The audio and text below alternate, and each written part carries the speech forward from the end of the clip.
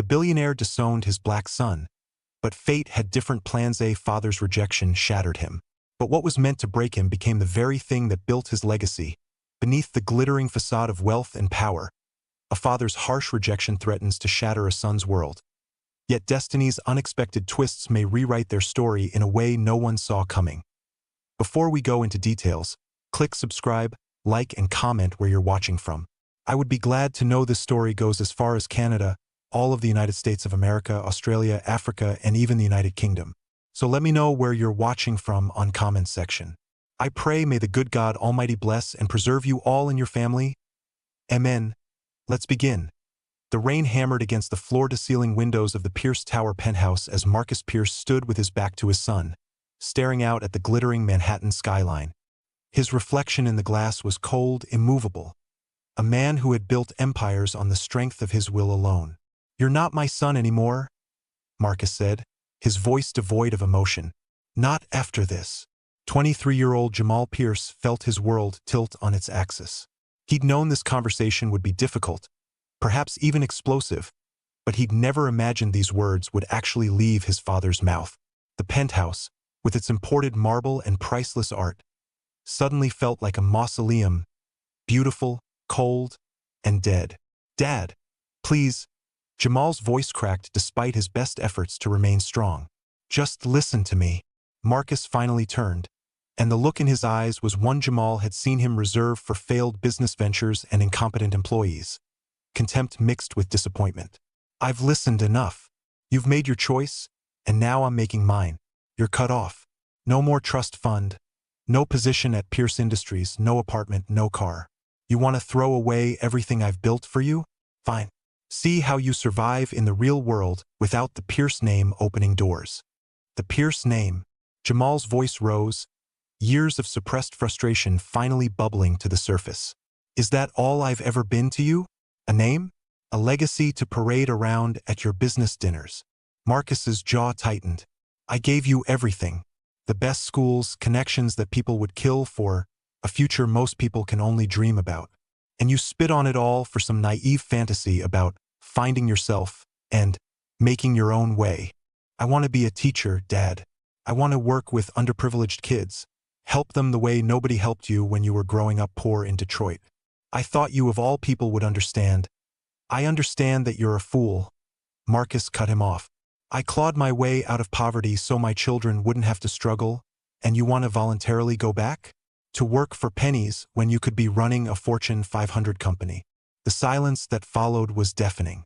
Jamal looked at his father. This titan of industry, this self-made billionaire who'd been his hero growing up, and saw a stranger.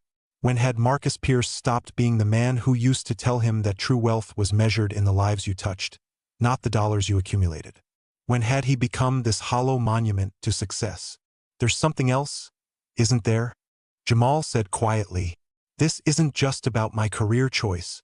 Marcus's expression flickered for just a moment, and in that microsecond, Jamal saw something he'd been trying to ignore for years: shame. Buried so deep his father probably didn't even recognize it anymore. "Say it, Dad. Say what you're really thinking. Get out of my house. Say it." Jamal shouted, his composure finally breaking.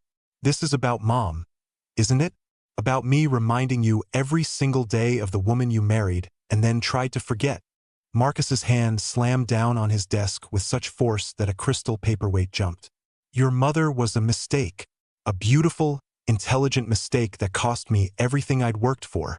My business partners, my country club memberships, my standing in society, all of it questioned because I married a black woman.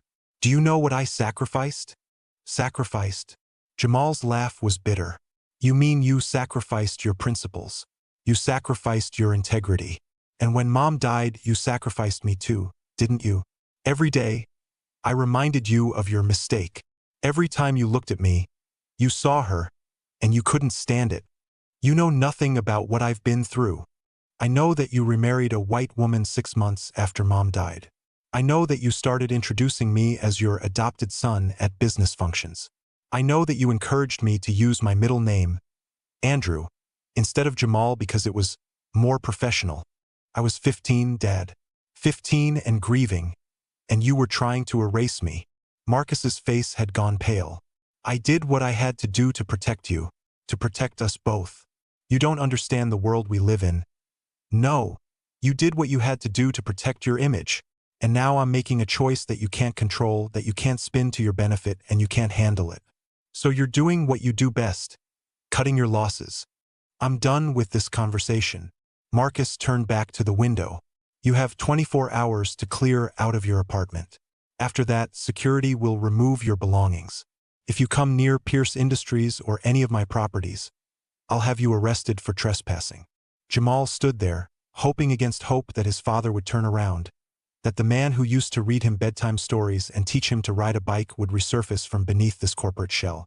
But Marcus Pierce remained facing the window, his reflection as unmoved as stone. I loved you, Jamal said softly. I loved you even when you made me feel like I had to apologize for existing. Even when you looked at me with disappointment because I wasn't white like your new wife's children. Even when you forgot to invite me to family dinners. I loved you because you were my father, and I kept hoping that one day, you'd love me back the same way. Marcus said nothing. Jamal turned and walked toward the elevator, each step feeling like he was walking away from his entire life. As the elevator doors began to close, he looked one last time at his father's rigid back, silhouetted against the glowing city. Goodbye, Dad. The doors closed with a whisper of finality. 3 days later, Jamal sat in a studio apartment in Washington Heights that was roughly the size of his former walk-in closet. The furniture was secondhand, the walls needed paint, and the radiator clanked like it was trying to communicate in Morse code. But it was his. He'd signed the lease with money from his savings account, the one his mother had set up for him before she died, the one his father had never known about. His phone buzzed. Another message from his stepmother, Victoria, asking him to reconsider this childish rebellion. She'd been sending them hourly since his father cut him off. Jamal deleted it without responding. A knock on the door startled him. He wasn't expecting anyone. Most of his friends had been his father's friends first, and they'd all gone radio silent the moment word spread that he'd been disowned. He opened the door to find an elderly black woman with silver hair and kind eyes holding a casserole dish. You must be the new tenant, she said with a warm smile. I'm Mrs. Dolores Washington from 3B.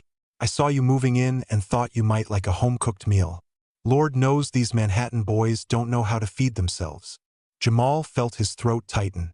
It was such a simple gesture, but after days of isolation and rejection, it felt like a lifeline. Thank you, ma'am.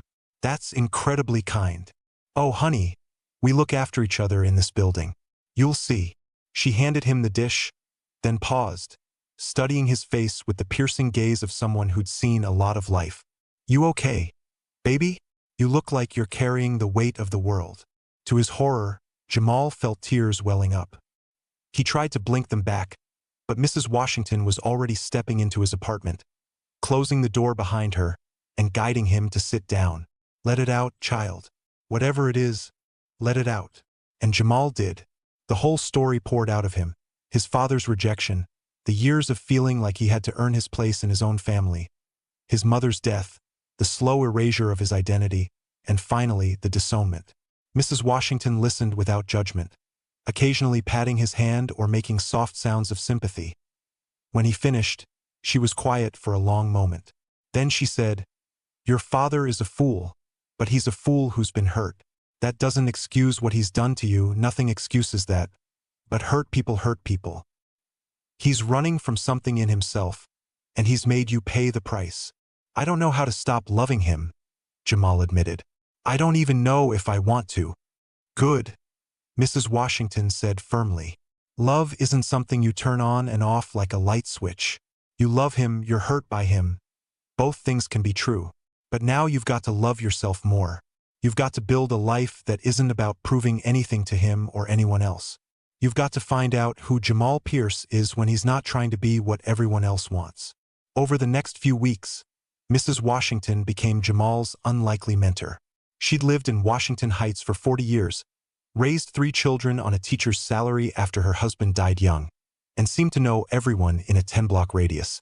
Through her, Jamal met his neighbors, a Dominican family who invited him for Sunday dinners, a Pakistani shopkeeper who gave him discounts on groceries, a Puerto Rican grandmother who taught him to salsa dance in the community center.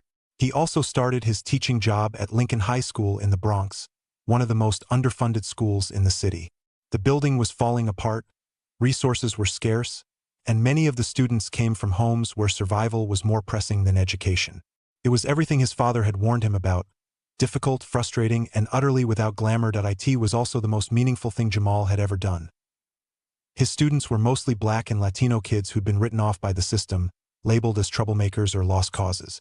Jamal saw himself in their eyes, that hunger to be seen, to be valued, to matter. He taught English literature, but what he really taught was possibility.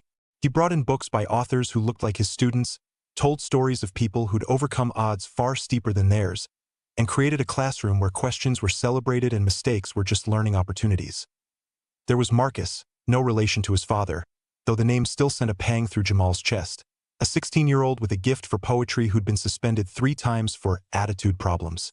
There was Rosa, brilliant in mathematics but convinced she was too dumb for college, because her parents had never finished elementary school. There was Dion, a basketball star who'd been shot in a drive-by and spent months relearning how to walk, who wrote an essay about resilience that made Jamal weep. These kids didn't care about his trust fund or his father's empire. They cared that he showed up every day, that he believed in them, that he stayed after school to help with homework and wrote college recommendation letters at midnight and attended their basketball games and poetry slams. 4 months into his teaching career, Jamal was working late in his classroom when he heard shouting in the hallway. He rushed out to find Marcus, his student, being shoved against a locker by a security guard. "I told you to empty your pockets," the guard was yelling. "I didn't do anything," Marcus shouted back, fear and anger in his eyes. "What's going on?" Jamal demanded, stepping between them. "This kid set off the metal detector. I need to search him. You have to go through the proper protocol. You can't just... I don't need a lecture from you about how to do my job. Step aside." Jamal looked at Marcus, saw the humiliation on the boy's face, and made a decision. "No.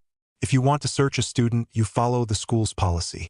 You need an administrator present, and the student has the right to call a parent or guardian."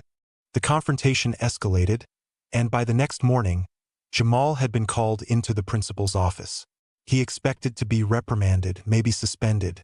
Instead, Principal Jackson, a no-nonsense Black woman in her 50s, closed her door and said, "That security guard has been reported 6 times for excessive force with students of color. 6 times, and nothing happens because his uncle is on the district board. What you did yesterday, you put yourself and your career on the line for a kid most people have given up on. That's either very brave or very stupid. Probably both," Jamal admitted. Principal Jackson's stern expression cracked into a smile. "I like you, Mr. Pierce. You remind me why I got into education in the first place. How would you feel about heading up a new mentorship program? We got a small grant, enough to pay a stipend and maybe get some resources. It's not much, but I'll do it," Jamal said immediately. The mentorship program started with 12 students meeting twice a week after school. Jamal brought in guest speakers, entrepreneurs, artists, teachers, social workers, people who'd come from similar backgrounds and made something of themselves. He organized college visits, helped students fill out financial aid applications, and created a safe space where kids could talk about their dreams without being mocked. Word spread, and soon he had a waiting list. Then a local news station did a story about the program. Then a nonprofit reached out wanting to partner. Then other schools started asking about replicating the model. Through it all, Jamal thought about his father. He wondered if Marcus Pierce watched the news segment, if he felt any pride or regret. But Marcus never called, never reached out, and Jamal slowly learned to accept that maybe he never would. 8 months after being disowned, Jamal received an unexpected visitor at school. He was in his classroom grading papers when the door opened and a white woman in an expensive suit walked in. It took him a moment to recognize her, Victoria, his stepmother. "Hello, Jamal," she said, her voice carefully neutral. "Victoria, what are you doing here?" She looked around the classroom, taking in the motivational posters, the stacks of books, the student artwork on the walls. "I came to see what was worth throwing away your inheritance for." Jamal set down his pen. "Did my father send you?" "No, he doesn't know I'm here. He's..." She paused, searching for words. He's not well, Jamal. Something cold gripped Jamal's chest. What do you mean? He had a heart attack 3 weeks ago. A bad one. He's stable now, but the doctors say it was a warning. He needs to reduce stress, change his lifestyle and— She hesitated. And make peace with his regrets. Does he have regrets? Jamal asked bitterly. Victoria sat down in one of the student desks, looking suddenly tired. I need to tell you something. Something I should have told you years ago. When your father and I married, I thought I knew what I was getting into. A widower with a young son, complicated feelings about his past. I thought I could handle it. But I didn't understand the depth of his pain. His pain. Jamal couldn't keep the anger from his voice. He's the one who hurt me. I know. And what he did is unforgivable. But I also know the truth about what happened. And you deserve to know it too. Victoria took a breath. Your father didn't start forgetting to invite you to family dinners or introducing you as adopted because he was ashamed of you. He did it because he was drowning in grief and he'd convinced himself that creating distance would hurt less. His own father disowned him for marrying your mother. Did you know that? Jamal shook his head slowly. Marcus's father was a Baptist minister in Detroit, very conservative, very prejudiced. When Marcus fell in love with your mother, his father gave him an ultimatum, her or the family. Marcus chose love, and his father never spoke to him again. He died when you were 3 years old, having never met his grandson. It destroyed Marcus. He'd spent his whole life trying to earn his father's approval. And in the end, love cost him that relationship. So he decided to repeat the pattern with me? Not consciously, but yes. When your mother died so suddenly, Marcus broke. He blamed himself. They'd been arguing that morning about whether he was working too much, whether he'd become the kind of success-obsessed man he'd always sworn he wouldn't be. She stormed out angry, and then Victoria's voice caught. The car accident. She was gone, and their last conversation had been a fight. He couldn't forgive himself. Jamal felt like the ground was shifting beneath him. Why are you telling me this now? Because he's dying, Jamal. Maybe not today or tomorrow, but the doctors say he has a few years at most if he's lucky. And because I've watched him become a ghost of himself these past months. He pretends you don't exist, but I find him late at night looking at old photo albums of you and your mother. I've caught him watching videos of your news interview on repeat. He had his secretary compile a folder of every article written about your mentorship program. He's read them all dozens of times. Then why doesn't he just call me? Jamal's voice broke. Because he's terrified. Because he destroyed your relationship and he doesn't know how to fix it. Because he's a proud, stubborn man who's spent his life building walls and doesn't know how to tear them down. Victoria stood up. I'm not here to make excuses for him or to manipulate you into forgiving him. What he did was cruel and wrong. But I thought you should know the truth. And I thought you should know that you have a chance to say whatever you need to say before it's too late. After Victoria left, Jamal sat in his empty classroom as twilight turned the windows purple. His phone rang, Mrs. Washington checking on him like she did every evening. He let it go to voicemail. For the first time in months, he felt untethered. The ground he'd worked so hard to build beneath his feet suddenly unstable. That night, he barely slept. He kept thinking about his father lying in a hospital bed, alone with his regrets. He thought about his mother, about the love story he'd always believed in, now tainted with the knowledge of that final fight. He thought about his grandfather, a man he'd never met but whose poison had apparently seeped down through generations. Dawn. Jamal made a decision. Pierce Tower looked the same as it had 8 months ago, but Jamal felt like a different person standing in its marble lobby. The security guard who'd known him since childhood didn't recognize him at first, and Jamal realized it was because he was no longer carrying himself like someone who belonged. He was carrying himself like someone who'd learned to belong to himself. I'm here to see Marcus Pierce, Jamal said. The guard's eyes widened when he placed the face. Mr. Pierce, we were told. I'll need to call up. Please do. 10 minutes later, Jamal stood in front of the penthouse door. His hand shook as he knocked. The door opened, and there stood his father. Marcus Pierce looked smaller somehow, thinner. There were new lines around his eyes, and his skin had a grayish pallor that spoke of illness and exhaustion. For a moment, neither of them spoke. Jamal, Marcus finally said, his voice hoarse. You came. Can I come in? Marcus stepped aside wordlessly. The penthouse was exactly as Jamal remembered, but it felt different, or maybe he was different. All this luxury suddenly seemed empty, like a beautiful tomb. They sat in the living room, an ocean of expensive carpet between them. Marcus looked like he wanted to speak, but couldn't find the words. Jamal understood.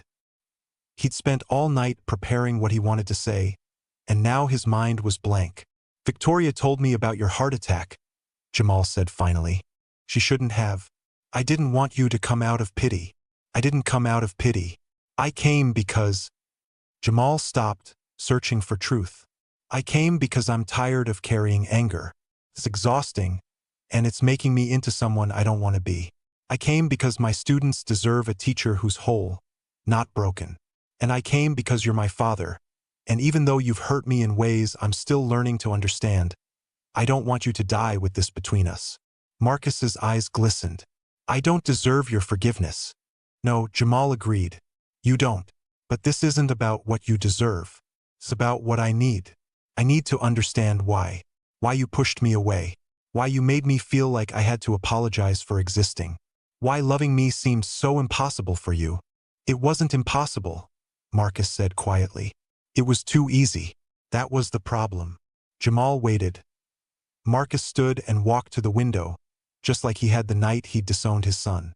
But this time, when he spoke, his voice was raw with vulnerability. When your mother died, I wanted to die too.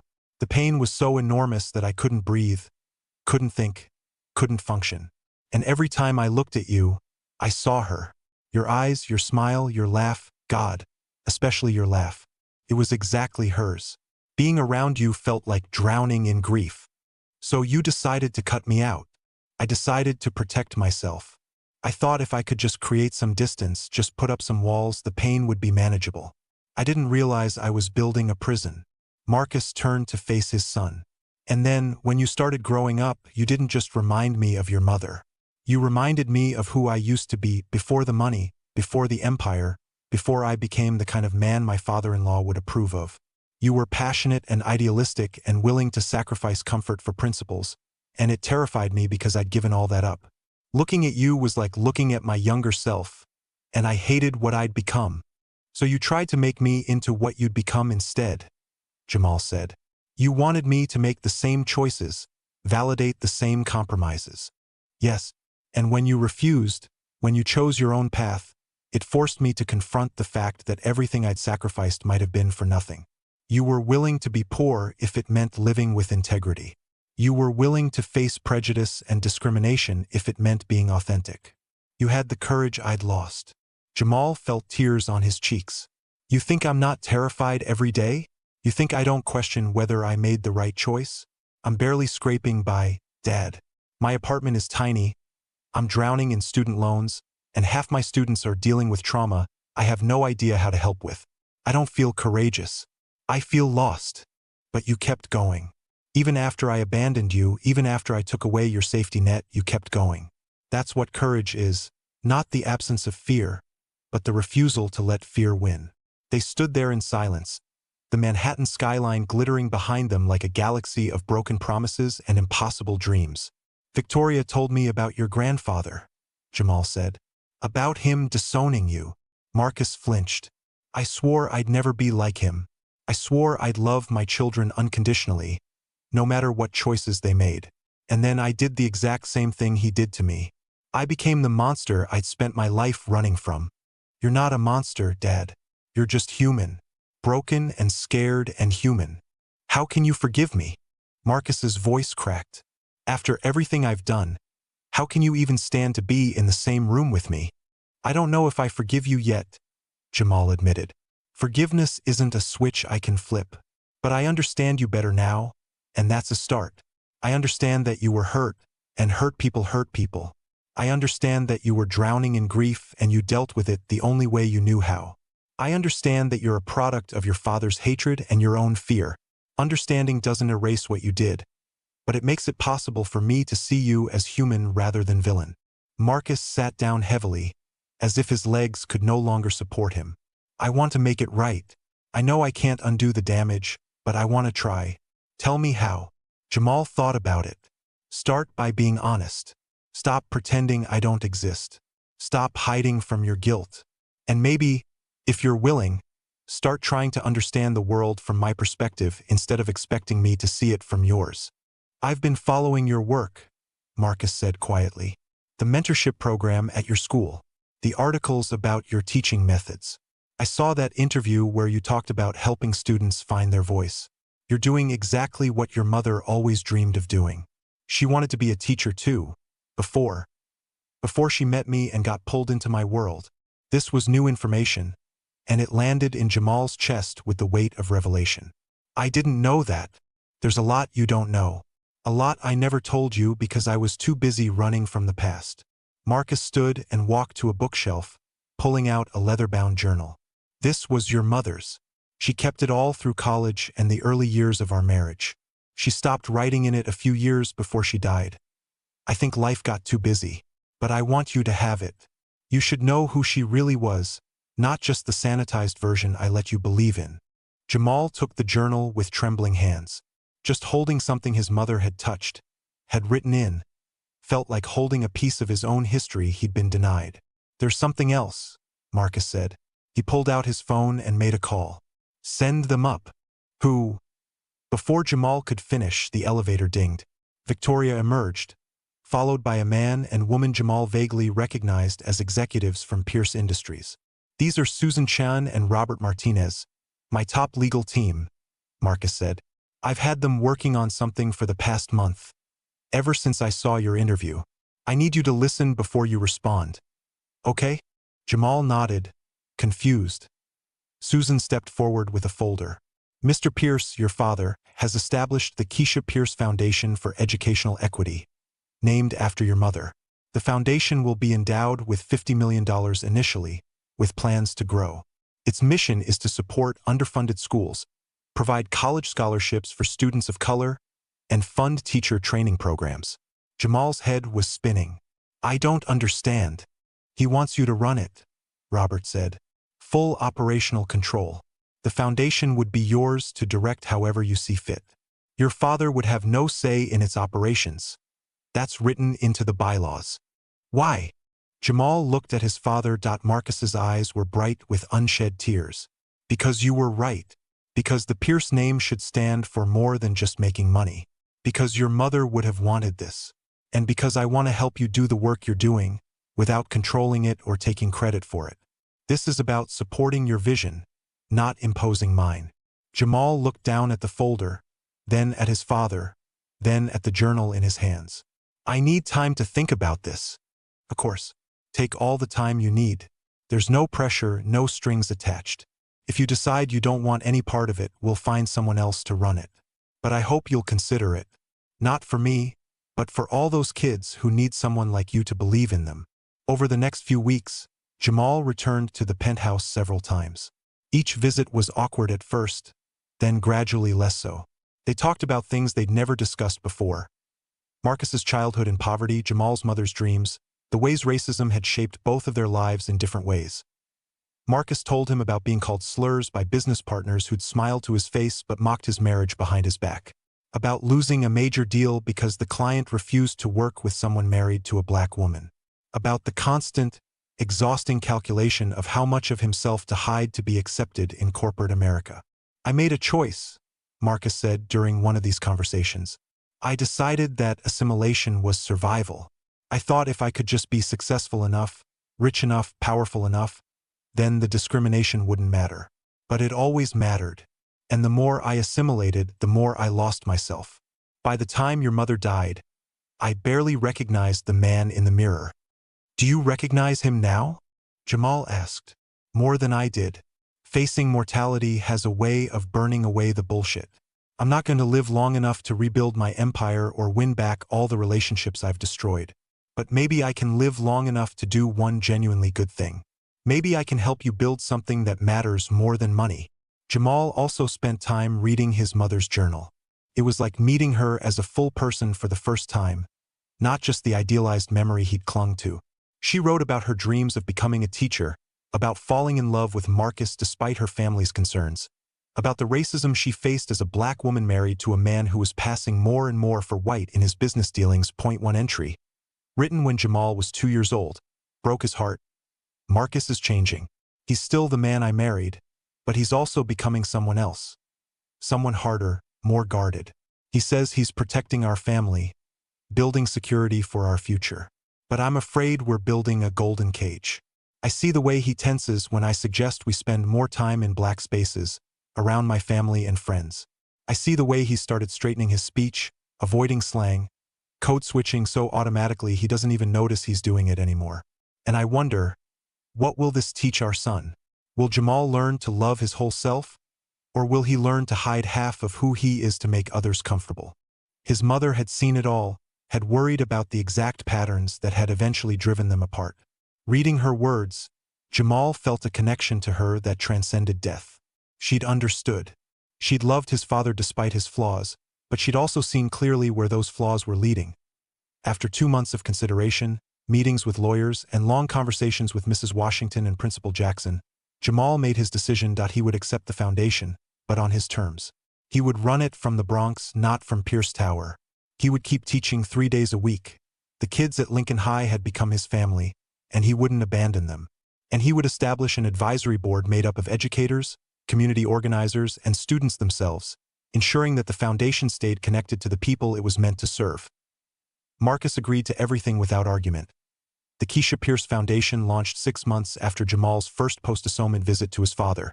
The opening gala was held not in a luxury ballroom but in the gym at Lincoln High School, decorated by students and catered by local businesses from the neighborhood. Marcus attended, looking frail but determined. It was the first time he'd set foot in a public school since his own childhood in Detroit. Jamal watched his father's face as he talked with students, listened to their stories, saw their dreams and struggles. He watched something crack in Marcus's carefully maintained facade. During the speeches, Jamal stood at a microphone in front of a crowd of students, teachers, community members, and donors. He talked about his mother's dream of teaching, about his own journey from privilege to purpose, and about the power of second chances. This foundation isn't about charity, Jamal said, his voice strong and clear. It's about justice. It's about recognizing that every child deserves the same opportunities, regardless of their zip code or the color of their skin. It's about teachers like Principal Jackson who show up every day despite being underfunded and undervalued.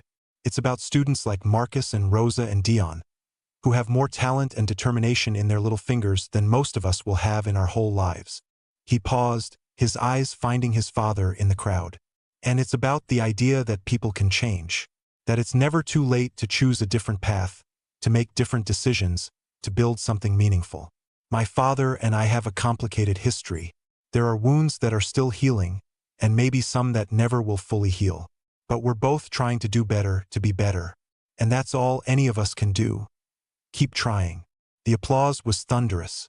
After the speeches, Jamal watched Marcus talking with Mrs. Washington, who was giving him what looked like a very stern lecture. To Jamal's amazement, his father was actually listening, nodding, even smiling at something she said. Later, after most of the crowd had cleared out, Marcus approached Jamal. "Your mother would be proud of you. I'm proud of you. Thank you, Dad." They stood there awkwardly for a moment. Then Marcus held out his hand. After a heartbeat's hesitation, Jamal took it. The handshake turned into a hug, brief, uncertain, but real. "I'm not going to be around forever," Marcus said when they pulled apart. "The doctors are optimistic, but we both know the reality. I need to know that when I'm gone, you'll be okay. Not just financially, but emotionally. I need to know I haven't damaged you beyond repair." "I'm okay," Jamal said. "I mean, I'm still figuring things out, still dealing with everything that happened. But I'm okay. I've built a life that means something. I got people who care about me. I'm doing work that matters. Yeah, I'm okay." Marcus nodded, blinking rapidly. "Good. That's good." Over the next year, the Keisha Pierce Foundation expanded rapidly. They funded after-school programs in 12 schools, provided college scholarships to 40 students, and launched a teacher training initiative that was already showing results. Jamal was exhausted, exhilarated, and more fulfilled than he'd ever been. His relationship with his father remained complicated. There were good days and bad days. Days when they could talk for hours about the foundation's work and days when old resentments bubbled up and they couldn't be in the same room. But they kept trying. Marcus began attending family therapy sessions with Jamal, something Jamal had insisted on as a condition of their reconciliation. It was painful, often brutal work. The therapist forced them to confront patterns they'd rather ignore, to speak truths they'd rather bury. But slowly, incrementally, something began to shift. Marcus started talking about his father, the minister who'd valued ideology over love, whose rejection had poisoned Marcus's ability to accept himself. Marcus started talking about his father, the minister who'd valued ideology over love, whose rejection had poisoned Marcus's ability to accept himself. He talked about the shame he'd carried for decades, about the internalized racism that had made him try to erase his connection to blackness, about the ways he'd projected all of that onto Jamal. "I look at you now," Marcus said during one particularly difficult session, "and I see what I could have been, what I should have been. You didn't run from who you are. You didn't let the world make you small.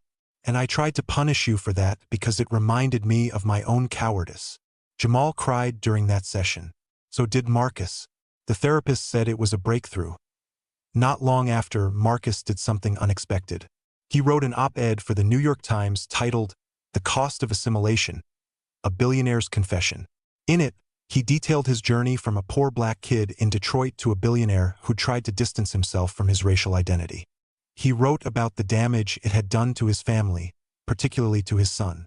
He wrote about the illusion of post-racial success and the ways corporate America still punished those who refused to assimilate. The article went viral. Marcus received death threats from white supremacists and criticism from some in the black community who felt he was too little, too late. But he also received hundreds of messages from other people of color in corporate spaces who said he'd articulated something they'd felt but couldn't name. "I don't care if they forgive me," Marcus told Jamal after the article published. "I just wanted to tell the truth. For once in my life, I wanted to stop hiding." 18 months after their reconciliation began, Jamal received a call at 2 in the morning. It was Victoria, her voice shaking. "It's your father. The doctors say this is it. He's asking for you." Jamal dressed in a daze and took a cab to the hospital. The private room was dimly lit, filled with the beeping of machines and the hushed whispers of medical staff. Marcus looked impossibly small in the hospital bed, his skin ashen, his breathing labored. "Dad," Jamal said softly. Taking his father's hand, Marcus's eyes opened. Took him a moment to focus, but when he did, he smiled. "You came." "Of course I came. I need to tell you something. Something I should have said a long time ago." Marcus's voice was weak, each word an effort. "I love you, Jamal. Not because of what you've accomplished or despite what you've chosen. I love you because you're my son, because you're brave and kind and everything I wish I'd been. I'm so sorry it took me so long to say it." Jamal felt tears streaming down his face. "I love you too, Dad. I forgive you. Do you hear me? I forgive you." Marcus squeezed his hand with surprising strength. "Your mother would be so proud of the man you've become. I see her in everything you do, her compassion, her strength, her refusal to accept injustice. You're her legacy more than you'll ever be mine. And that's exactly how it should be." "You're part of my legacy too," Jamal said. "The good parts and the complicated parts. All of it made me who I am." They talked through the night, Marcus drifting in and out of consciousness but always returning to grip Jamal's hand, to reassure himself his son was still there. Victoria sat quietly in the corner, giving them space but bearing witness to this final reconciliation. As dawn light began filtering through the hospital window, Marcus looked at his son one last time. "Promise me something. Anything. Promise me you'll keep being exactly who you are. Don't let the world make you smaller. Don't let fear win. And promise me you'll tell those kids at your school, all those kids the foundation helps. Tell them that where they come from doesn't have to determine where they're going. Tell them." His voice faltered. "Tell them an old fool learned that lesson too late, but they don't have to. Promise, Dad. I promise." Marcus smiled, closed his eyes, and let out a long, peaceful breath. The machines began to alarm, nurses rushed in, but Jamal knew. His father was gone. The funeral was unlike any billionaire's funeral New York had ever seen. Marcus had left specific instructions. He wanted to be buried next to Keisha, in the modest cemetery in Queens where her family plot was located. He wanted the service to be open to the public. And he wanted Jamal to speak. The church was packed with an unlikely mixture of people. Corporate executives in expensive suits sitting next to teachers in Target dresses, white-haired country club members alongside teenage students from the Bronx. Mrs. Washington sat in the front row, having declared herself Jamal's surrogate mother and Marcus's posthumous moral guardian. Jamal stood at the pulpit and looked out at the sea of faces. He'd spent days trying to write this eulogy, struggling to capture the complexity of his father without dishonoring the truth of their relationship. "My father was not a perfect man," Jamal began. "He made mistakes that hurt people, especially those closest to him. He let fear and shame guide him when he should have been guided by love. He built walls when he should have been building bridges. For years, I was angry at him. For years, I felt like I'd lost my father long before he actually died." He paused, his voice thick with emotion. "But something happened in the last 2 years of his life. My father did something rare and courageous. He chose to change. Not because it was easy or because it would benefit him, but because he realized he'd been living a lie. He chose truth over comfort. He chose reconciliation over pride. He chose love over fear." Jamal looked at his father's casket, draped in a simple cloth, no ostentatious display of wealth. "The Keisha Pierce Foundation will be my father's lasting legacy, but not because he wrote a check. It will matter because he had the humility to step back and let others lead. Because he used his privilege to amplify voices that had been silenced. Because in his final years, he tried to undo some of the damage his silence and complicity had caused." He scanned the crowd and saw his students, dozens of them, sitting together and listening intently. "My father asked me to tell you something. He wanted the young people here to know that your circumstances don't define your destiny. That it's never too late to choose a different path. That the world will try to make you smaller, try to make you hide parts of yourself, try to convince you that survival means assimilation. But you don't have to accept that. You can be whole. You can be authentic. You can be successful and true to yourself at the same time." Tears were streaming down his face now, but his voice remained steady. "I loved my father. I was angry at my father. I forgave my father. All of these things are true, and none of them cancel out the others. Life is messy and complicated, and people are capable of both tremendous harm and tremendous growth. My father proved that. He spent most of his life running from himself, but in the end, he turned around and faced what he'd been fleeing. That took courage." Jamal folded his prepared remarks, then spoke from his heart. "Dad, I hope you found peace. I hope you're with Mom, and I hope she's proud of who you became at the end. I hope you know that I see you now. Not the billionaire, not the titan of industry, not the man who disowned me. I see the scared kid from Detroit who never felt good enough. I see the husband who loved his wife so much he couldn't survive losing her. I see the father who was so terrified of failing that he pushed away the son he adored. I see you, and I understand, and I forgive you." There wasn't a dry eye in the church point 3 months after Marcus's death.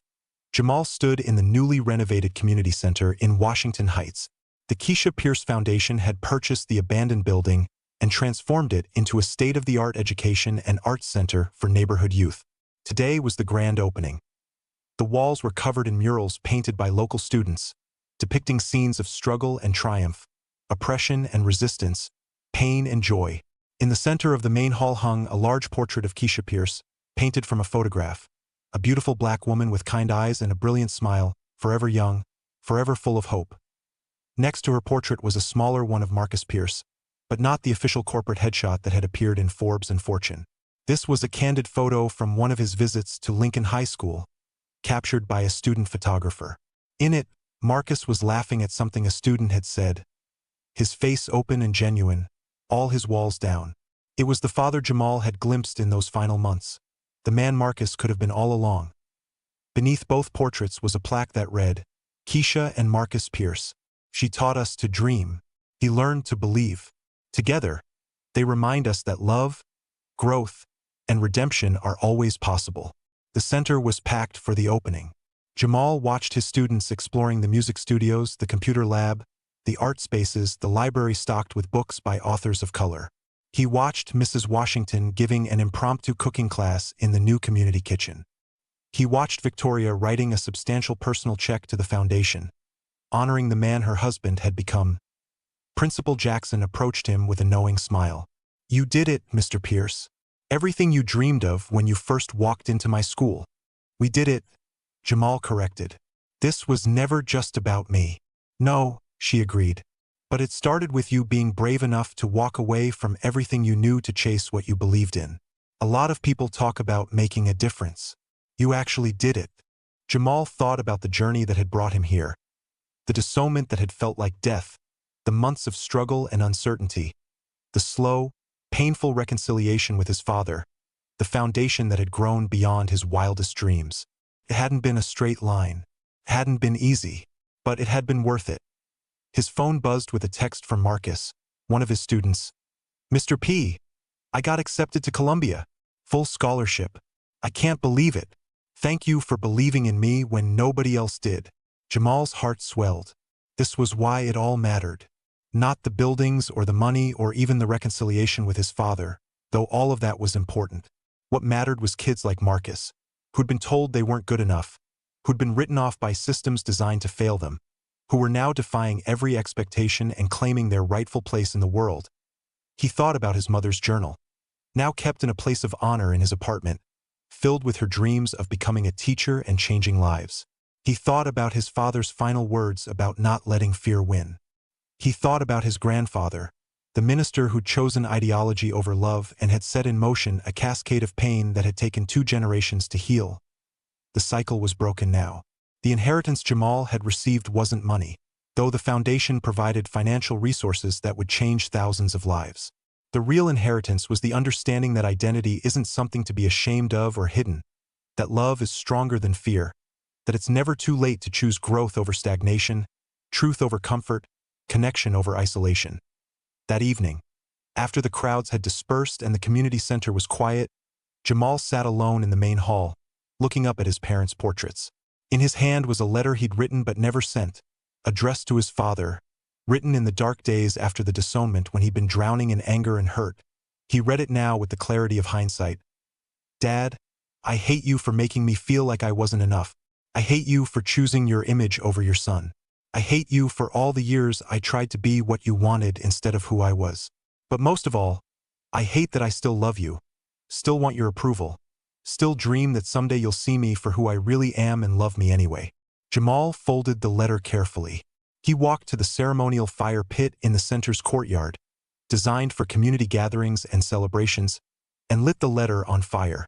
As he watched it burn, he felt something release in his chest, some final piece of resentment and pain transforming into smoke and drifting away. "I see you now, Dad," he whispered to the ashes. "I see all of you, the good and the bad, the weak and the strong. And I understand that seeing you clearly doesn't mean I have to carry your pain anymore. I can love you and release you at the same time." A voice behind him made him turn. It was Rosa, one of his first ments, now a college sophomore studying engineering. "Mr. Pierce? I saw the lights on and wanted to thank you personally. I never got to meet your father, but because of what he built, because of what you built, I'm going to be the first person in my family to graduate from college. My little sister looks up to me now. She says she wants to be an engineer too. That's because of you. Because you believed in us." Jamal hugged her. This young woman who'd once been convinced she was too dumb for college, who was now thriving at NYU and tutoring other students in her spare time. "It's because of you," he corrected gently. "All I did was hold up a mirror so you could see what was already there." After Rosa left, Jamal locked up the center and walked home through the familiar streets of Washington Heights. His neighborhood, his community, his home. Not the penthouse in Midtown, not the world of wealth and privilege he'd been born into, but this real people, real struggles, real love. His phone rang. It was an unknown number, but Jamal answered anyway. "Is this Jamal Pierce?" a woman's voice asked. "Yes, speaking. My name is Naomi Pierce. I'm calling from Detroit. I believe I'm your aunt, your father's sister." Jamal stopped walking, his heart pounding. "I didn't know my father had a sister." He didn't know either, not really. "We lost touch after our father disowned him. I was only 12 when it happened. But I read his article in the Times and then I heard about his death and I wanted to reach out. I wanted you to know that there's more family than you knew about. Cousins, aunts, uncles. Your grandfather's legacy of division doesn't have to be our legacy. If you're willing, I'd like to meet you. I'd like to tell you stories about your dad when he was young, before all the pain and shame. I'd like you to know the boy he was, before the world told him he had to choose between his identity and his dreams. Jamal felt tears streaming down his face for what felt like the 100th time that day. But these were different tears. Not grief or pain, but hope. The possibility of connection, of healing that extended beyond what he'd imagined. I'd like that very much, Aunt Naomi. I'd like that a lot. They talked for over an hour, standing on the street corner while life flowed around him. Neighbors coming home from work, kids playing, music drifting from open windows. Naomi told him about the Pierce family in Detroit, about his father's childhood, about the grandfather whose legacy had been fear and division but who didn't have to define them anymore. When they finally hung up with plans to meet the following month, Jamal looked up at the sky. The stars were hard to see in the city's light pollution, but he imagined them anyway. His mother and father, hopefully at peace, hopefully proud. Thank you, he whispered to them, to the universe, to whatever force had guided him through the darkness of disownment to this moment of grace. Thank you for the pain that taught me strength. Thank you for the loss that taught me what matters. Thank you for the broken pieces that taught me how to build something new. 2 years later, the Keisha Pierce Foundation had expanded to 30 schools across 5 cities. Jamal had hired a team of passionate educators and community organizers to help run it, allowing him to focus on what he loved most, teaching and mentoring. He still taught at Lincoln High School 3 days a week, refusing to let administrative responsibilities pull him away from the classroom.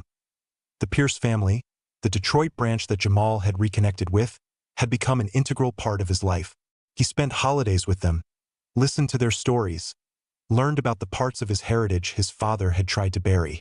His cousin Terrence, a social worker, had joined the foundation's advisory board. His Aunt Naomi visited New York regularly and had become close with Mrs. Washington, the 2 older women forming a formidable alliance of wisdom and no-nonsense advice. Jamal had also started dating a fellow teacher named Alicia who taught history and didn't care about his last name or his father's money. She loved him for who he was, a slightly nerdy, deeply passionate educator who cried at student graduations and spent his weekends writing college recommendation letters. On the 3rd anniversary of his father's death, Jamal organized a memorial event at the community center. It wasn't somber or mournful, but celebratory, showcasing all the students whose lives had been changed by the foundation, highlighting the teachers who'd been supported, recognizing the community leaders who'd partnered with them. The keynote speaker was Marcus, his student, not his father, now a published poet and Columbia graduate who just accepted a teaching position at his old high school. 3 years ago, Marcus said to the packed auditorium, I was a kid with an attitude problem and no future. Everyone had given up on me except Mr. Pierce. He saw something in me I couldn't see in myself. But more than that, he showed me what it meant to choose your values over your comfort, your purpose over your privilege. He taught me that the world might try to limit you, but you don't have to accept those limits. Marcus paused, looking directly at Jamal. Mr. Pierce's father disowned him for choosing this path, for choosing us over wealth and status. That disownment was meant to break him, but instead, it freed him. It freed him to become who he was always meant to be. And in becoming himself, he gave hundreds of us permission to become ourselves too. The applause was thunderous. Jamal stood and hugged his former student, now his colleague, and felt the beautiful symmetry of it all. How pain had been transformed into purpose, how loss had been alchemized into love, how the end of one thing had been the beginning of something far more meaningful later. As the event wound down, Jamal found himself alone in front of his parents' portraits once again. He did this often, talking to them silently, updating them on the foundation's work, on his life, on all the ways their legacy was manifesting in the world. I used to think the worst thing that ever happened to me was you disowning me, Dad, Jamal said softly. I used to think it was the end of everything, but now I understand it was the beginning. It forced me to figure out who I was without your shadow, without your money, without your expectations. It taught me that I was enough all by myself. He touched his mother's portrait gently. And Mom, I finally understand what you were trying to teach Dad all those years. That love isn't about possession or control. It's about seeing someone fully and celebrating who they are, not who you want them to be. I'm trying to love that way. My students, my community, even Dad's memory. Love without conditions, without fear, without shame. A hand touched his shoulder. It was Mrs. Washington, who'd stayed late to help clean up. You did good, baby, she said. Real good. Your mama and Daddy. They're both smiling down on you right now. I guarantee it. You think so? I know so. You took all that pain, all that rejection, and you turned it into something beautiful. That's not just resilience, honey. That's grace. That's redemption. That's proof that our stories don't end where we think they do. They keep going, keep growing, keep transforming into something we couldn't have imagined. Jamal hugged her tightly. This woman who'd been the first to show him kindness when he had nothing, who'd become family when his blood family had failed him. Thank you, Mrs. Washington, for everything. Oh, hush now. You're the one doing all the heavy lifting. I just showed up with a casserole. She patted his cheek. Now come on, let's lock up and get you home. That pretty teacher of yours is probably wondering where you are. As they walked out into the warm evening air, Jamal took one last look at the community center. This physical manifestation of his parents' love, his father's redemption, and his own journey from privilege to purpose. The sign above the door read, Keisha Pierce Community Center, where every dream matters, every voice counts, every story is worth telling. It was the truth Jamal had been searching for all along, the truth his disownment had ultimately revealed. That worth isn't inherited or purchased or awarded by others. It's inherent. It's unshakable. And once you truly believe that, about yourself and about others, the whole world changes. Jamal Pierce walked home through his neighborhood, greeting neighbors by name, stopping to admire a child's sidewalk chalk art, accepting a plate of leftovers from the Dominican family who'd adopted him into their Sunday dinners. He was happy, not because everything had worked out perfectly, not because all wounds had healed, not because his story had a neat and tidy ending. He was happy because he'd learned the most important lesson of all. That being disowned by your father doesn't mean you're worthless. It means you have the opportunity to own yourself, to define your own value, write your own story, and build a legacy that's entirely your own. And sometimes, if you're very lucky and very brave, that journey leads you back to reconciliation. Not the fairy tale kind where everything is forgiven and forgotten, but the real kind where you learn to hold love and hurt in the same hands, where you understand that people are complicated and growth is possible and grace is the gift we give ourselves when we finally stop waiting for permission to exist. Jamal's phone buzzed with a photo from Alicia, her classroom decorated for Monday morning, with a new quote written on the board. Your story isn't over. It's just beginning. He smiled, typing back, coming home now. Love you. As he turned onto his street, Jamal looked up at the sky one more time. Somewhere up there, he imagined his parents were finally at peace. No longer divided by pain or shame or fear, but united in love for the son who'd taken their broken legacy and transformed it into something whole. I made it, Mom, he whispered. I made it, Dad, and I did it my way. The evening breeze carried his words up into the twilight, into the infinite space where endings and beginnings blur together, where disownment becomes liberation, and where love, complicated, messy, imperfect love, always finds a way to survive at the end.